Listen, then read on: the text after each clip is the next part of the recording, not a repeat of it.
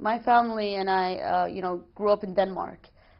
We lived in a country where, albeit we weren't always welcomed as part of that country, but our rights were respected. And if anything ever happened to us, we could always go and find justice through the system. Then we moved to Bahrajn, and that completely changed. I never knew what it meant to live in a country where you did not have freedom of expression.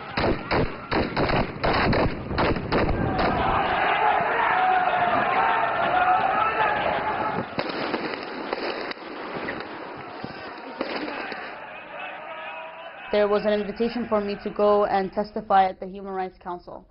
And I didn't want to leave because the protests were still undergoing and I wanted to be there in case anything happens.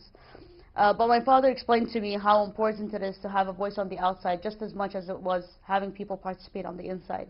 Especially that I had been a witness to the attacks that happened on the 17th of February 2011 when the roundabout was attacked at 4 a.m. in the morning, and I was present there myself. And so he convinced me and I traveled. And of course after that the GCC forces entered Bahrajn. And I knew going back to Bahrajn most likely meant that I would be imprisoned, if not tortured and otherwise. Mariam's father is one of the 13 prominent opposition activists whom Amnesty International considers as prisoners of conscience. They were arrested in March and April 2011 for leading the peaceful anti-government protests that were basically calling for political reforms and an end to discrimination and an end to corruption.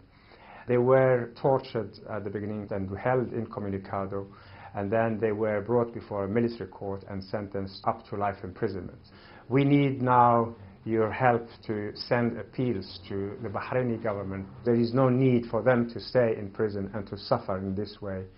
We are calling for their release because we consider them to be prisoners of conscience.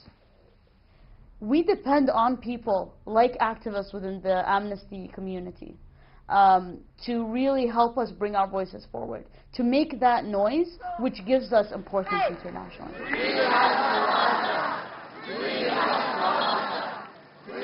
Always remember that you may be one voice to yourself, but when you use that voice, especially in places like Amnesty International, you're amplifying it.